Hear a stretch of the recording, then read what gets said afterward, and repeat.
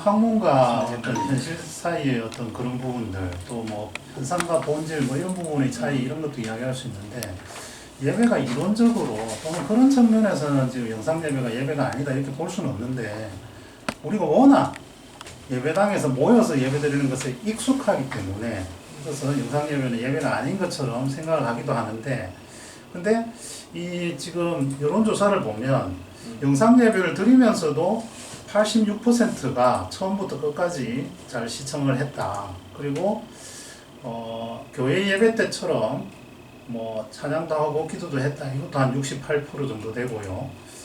또 한 가지는 굉장히 우리가 예배당에 오지 않고 집에서 그게 뭐 방송 보고 인터넷 보고 그게 무슨 예배냐 이렇게 이제 그런 의견들이 실제로 많은데, 여론조사를 해보니까 가족과 함께 예배를 드려서 좋았다. 뭐 기타 등등 이렇게 시간이 남아서 좋고 이런 긍정적인 부분도 굉장히 많이 있습니다. 그리고 또한 저는 이 조사를 보면서 느낀 부분은 그동안 교회가 굉장히 소홀히 했던 부분이 무엇인가 하는 부분도 같이 잡을 수 있지 않을까라는 생각이 듭니다. 다시 말하면 주일날 다 가족들이 뿔뿔이 흩어져서 부모님 봉사하러 가고 애들은 뭐 혼자 방치돼 있고 이제 이런 부분도 있고, 또 하루 종일 봉사를 많이 하는 사람들은 새벽부터 밤늦게까지 시간이 없었는데 영상 예배하니까 시간도 좀, 그러니까 이런 부분들이 굉장히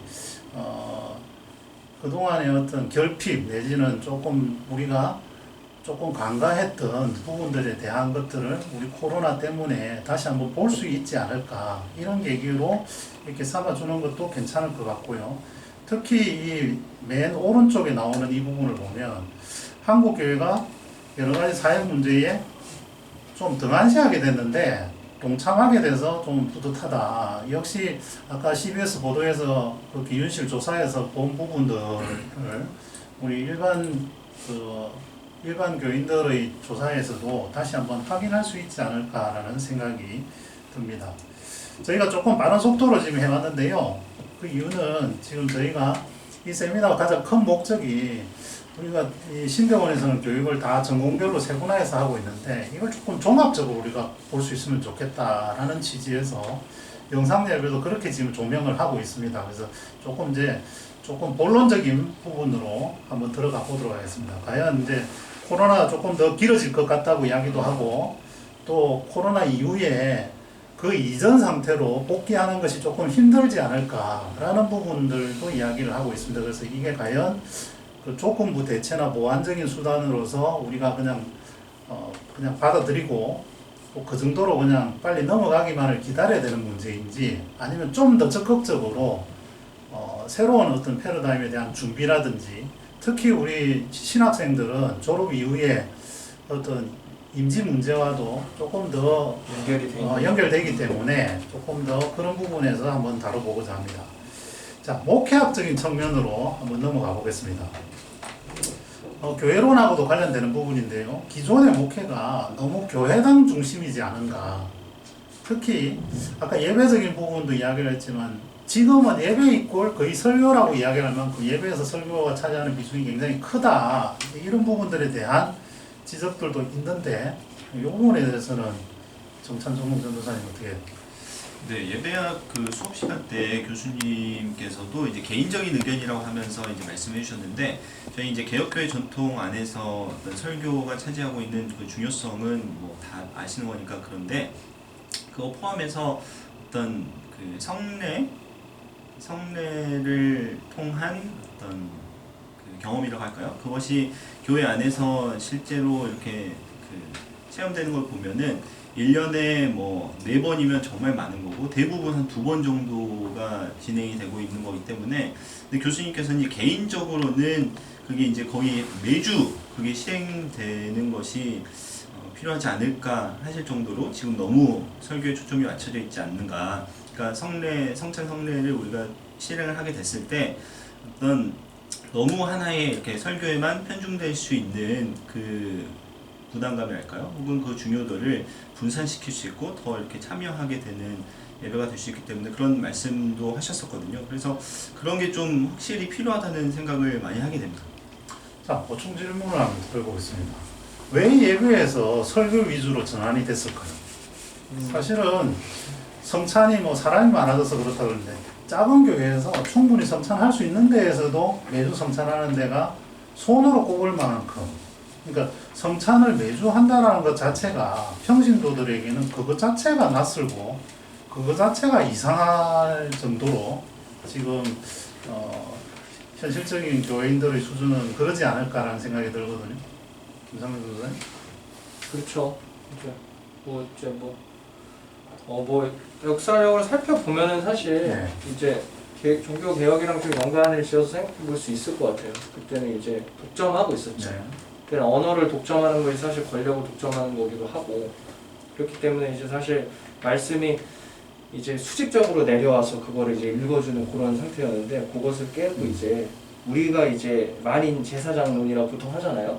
그거를 가지고 나서 그것을 토대로 해가지고, 그렇기 때문에 우리가 말씀 중심이 예배 중심으로 또 자리 잡혀야 된다. 네. 여기부터 지속된 건데, 우리 개혁교회는 사실 그렇기 때문에 그런 점은 되게 갱신이 됐다고 생각을 하지만, 그렇게 하다 보니까 성찬이 좀 약해진 건 실제로 있는 것 같아요.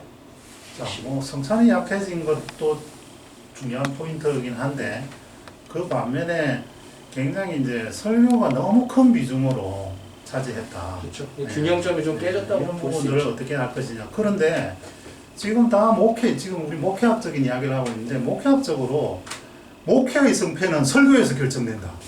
교회 선택의 90%는 설교를 보고 선택한다. 지금 이렇게 이제 현실이 와 있다라는 거죠. 그럼 이 현실이 이걸 목회자 스스로가 이 설교에 그렇게 비중을 봐왔기 때문에 이렇게 온 것인지 아니면 정말 교인들이 그걸 원해서 그랬던 것인지 이런 부분에 대해서는 좀 찬송 전도사님. 그런 부분에 있어서는 이제 저도 뚜렷하게 그러니까 말씀을 드릴 수 있을까 싶긴 한데 그런 문제의식을 이제 저도 같이 갖고 있고요. 한편으로는 저는 이제 설교에 대한 중요성이나 또 어떤 교회 전통 안에서의 어떤 설교가 갖고 있는 그 중요성이 있을 수밖에 없고 있어야 되는 부분에 있어서는 제가 다 동의할 수 있겠지만 좀 더 들어가서 이제 내용이 어때야 하는가, 그리고 저는 이제 말씀을 좀 나누고 싶은 부분은 어떤 예배와 교회론과 어떤 그러니까 내용적인 측면에서 어떤 신학적인 내용까지를 설교에서 좀 더 다뤄줘야 하지 않았었나. 예를 들면 성도들이 어떤 이런 신학적인 사고를 조금 더 할 수 있게 하고 예배에 대해서 깊은 성찰을 하게 하는 거죠. 단순히 영상을 보면서 혹은 예배에 참여해서 그 예배의 참여자 혹은 영상을 소비하는 사람으로서 교육자나 목회자가 그렇게 대하지 않고 좀 더 이걸 주체적으로 바라보면서 함께 이걸 만들어가는 사람으로 생각하고 이 신학 교육을 어떻게든 이 설교를 통해서도 이 신학 교육을 할 수 있도록 했었어야 하지 않는가. 그게 좀 더 많이 필요하지 않았는가 싶어서 그런 부분을 좀 의견을 드립니다. 근데 이게 보면은 또 설교를 잘한다고 목이 좀 몰리는 건 또 아닌 것 같아요. 보면은 아시겠지만 우리 또 기라성 같은 목사님들 뵈면은 설교를 그렇게 잘한다고 볼 수 있는 분만 있는 건 아니지 않을까 이런 생각도 들어요. 그래서 목회를 지금 결정짓는 것은 또 인프라에 대한 있지 이야기도 할 수 않을까. 있을 것 같고요. 다시 목회적 영역으로 다시 잠깐 돌아가서 잠깐 하나만 더 짚고 넘어가 보면 기존에 지금 이제 영상 예배로 대체되면서 이게 지금 교회 사람들이 교인들이 안 오니까 목회적으로 할 일이 없어졌다. 뭐 이런 이야기들도 뭐 어느 정도 나오는 것 같아요. 근데 이런 부분과 아니 목회의 정말 목양적인 부분은 신방하고 또 뭐 기타 등등 이렇게 교인들을 돌보고 이런 부분들에 대한 것 비중 뭐 이런 부분은 어떻게 하는 게 좀 적합할까요? 차성준 도사님.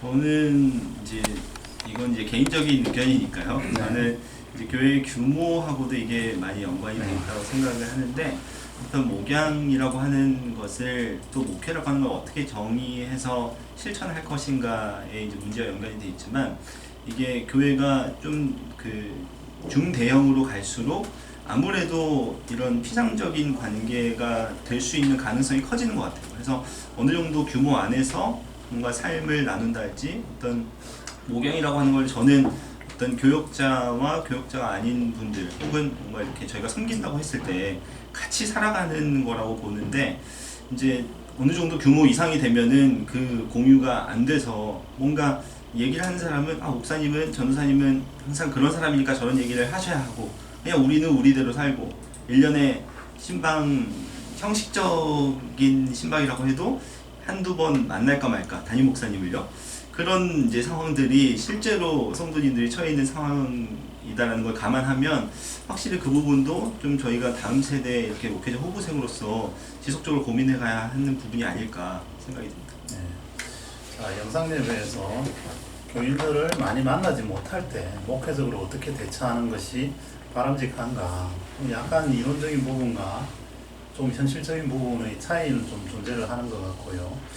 자, 이 정도 확인하면서 지금 그 이후에 이제 코로나 종식 이후에 교인 수가 어떻게 될 것인가 우리가 전망을 해봤는데 한 66%는 줄어들 것 같지 않다 그랬지만 뭐 한 20%, 한 34% 정도는 어떻게 될지 모른다, 줄어든다 이렇게 전망을 하고 있기 때문에 앞으로 이런 부분들에 대한 목회적으로 대비를 할 수밖에 없다. 그 생각은 확실히 듭니다. 예. 자, 그리고 그 이후에 뭐 이 부분도 비슷한 조사인데요. 참고적으로 봐주시고요.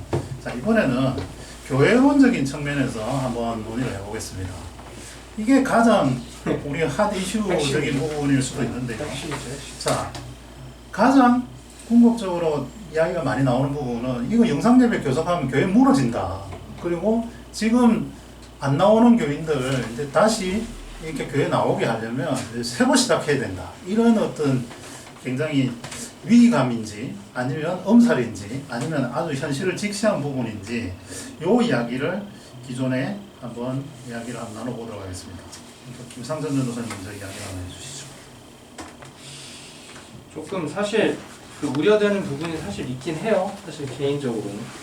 왜냐하면 사실 우리가 보통 생각할 때 뭐 교회에 대한 여러 가지 측면에서 볼 수 있지만 모이는 교회가 있고 또 흩어지는 교회가 있는데 지금 우리 한국 교회는 특히 흩어지는 교회는 사라져 있다. 이런 점에서 네. 이제 굉장히 문제 지적이 많이 나오잖아요. 근데 제가 생각하는 거는 흩어지는 교회가 되기 위해서는 모이는 교회가 전제가 돼야 된다고 생각합니다. 네. 그거는 이제 제가 얘기하는 게 아니라 뭐 여러 가지 이제 뭐 많은 신학자들 특히 이제 보면은 이제 우리가 참고할 만한 게 저기 이제 한스킹이라는 이제 여기 가톨릭 신학자가 있죠. 그 사람이 이제 교회라는 책 그리고 뭐 교회란 무엇인가 라는 책에서도 사실 에클레시아라는 거는 구체적 사건이 있어야 되고 네. 공동체는 여기서 이제 장소적 영속성을 얘기해요. 그리고 교회, 그러니까 그 장소적 영속성을 토대로 해가지고 초장소적인 이제 활동을 할 수 있는 교회가 돼야 된다. 이런 말을 하거든요. 그렇기 때문에 교회가 무너진다라는 이런 우려점이 사실 근거가 없는 우려는 아닌 것 같지만 과연 우리가 생각하는 교회가 무너진다는 것이 우리가 생각했을 때 그 교회라는 이제 어떻게 보면은 교회라는 이런 장소나 제도의 이제 유지가 안 돼가지고 무너지는 것인가? 저희가 1분 30초씩 본질이 무너지는 것인가? 있습니다. 나는 문제지적인가는 좀 조금 생각해봐야 될 이따가 것 또 이제 같습니다. 발언하시고요. 제가 보충 질문 내지는 사회자로서 바로 이제 이야기 드리면 흩어지는 교회가 잘 되기 위해서는 모이는 교회가 잘 돼야 된다 이야기를 했는데 우리가 120년 동안 모이는 교회에 굉장히 보이는 교회에 굉장히 집중을 했는데 열심히 모였죠. 전 세계적으로 한국 교회만큼 열심히 모이는 교회가 없었어요. 그건 누구나 다 부인할 수 없는 사실인데 이만큼 열심히 모였는데 흩어지는 교회는 왜 부족하냐? 그건 좀 다른 측면인 것 같아요. 그러니까 이거는 이제 열심히 모였는데 흩어지는 교회 결국 안 되지 않았냐? 네. 라는 것이 모이는 교회가 잘못됐기 때문에 그런 것이다라는 것보다는 네. 흩어지는 교회의 중요성을 강조를 안 해줬기 때문에 그랬던 거예요. 네. 그렇다고 해서 모이는 교회는 별로 중요하지 않다라는 우리가 결론을 낼 수 있을 것인가? 그거는 좀 다른 문제라고 저는 생각합니다. 자, 그럼 반대로 전선수 변호사님. 네. 모이는 교회를 하는데 흩어지는 교회에 대한 포인트, 그동안에 강조하지 않았던 부분 지금 모이지도 않는데 흩어지는 교회도 잘 안 되는 것 같고 어떻게 방향을 이렇게 준비를 하고 가는 게 그런 방향으로 갈 수 있을까요? 근데 저는 이제 아까 지나가면서 말씀드렸던 것처럼 어떤 설교단에서나 이제 목회자가 어떤 그런 성도님들께 교리를 교육하는 부분이나 아니면 다른 쪽으로 다른 그런 영향을 미칠 수 있는 자리에서 그런 성도들이 좀 더 어떤 평신도 신학이라고 할까요? 용어가 적절치는 않지만 그런 것들을 좀 할 수 있도록 일깨워 주어야 하지 않을까. 그러니까 기존에는 저도 이제 그냥 청년일 때 목사님께 가서 상담을 요청하거나 하면 그건 너는 괜찮다고. 이거는 이제 거기까지는 알지 않아도 된다라는 식의 뭔가 더 깊이 성경을 탐구하거나 아니면 어떤 교회가 처한 문제에 대해서 청년으로서 질문이 들고 문제 제기를 했을 때 그런 부분에 대해서 그냥 굉장히 쉽게 그냥 기각을 당하거나 아니면 그거는 뭔가 그 우리가 고민할 문제지 너가 고민할 문제다 아니라는 식으로 답변을 들었던 적이 사실은 많이 있어요. 굉장히 부정적이 아니라 긍정적으로 그런 것까지는 생각하지 않아도 된다라고 뭐 그냥 일축하고 이렇게 넘어가게 되는 거죠. 그래서 한편으로는 그런 어떤 자생력 자체를 키우기 위해서는 어떤 신학적 사고를 성도들 자체도 할 수 있도록 일깨워줘야 된다고 저는 생각을 하고 그다음에 이제 말씀해 주신 부분과 관련해서 저는 뭔가 교회가 모이는 어떤 그 초대교회 이후부터 모이는 것 자체가 없었으면 지금까지 이 뭔가 예배가 지속이 되어 올 수 없었기 때문에 네. 다른 발언할 때 좀더 덧붙이겠습니다. 예. 아 쉽지 않네요 이제. 자, 사장님 좀 잡으려고 중간 끊지 말고. 그거는 이제 다음 텀에서 또 드리면 되니까 이제 지금은 이제 본론에 들어왔으니까 조금 더 이야기를 이제 할 수 있습니다. 네. 자, 그런데 우리가 이제 이런 이야기를 하는 것 자체가 신옥수 교수님 교회론 강의하면서 하시는 말씀이 그거예요. 한국 교회 냉정하게 보면 가장 메인으로 내세웠던 세 가지가 있다. 첫째, 모이라. 두 번째, 돈 내라. 세 번째, 건축하자. 이 세 가지 레퍼토리를 계속해서 해왔다라는 거죠. 이거 세 개 하기도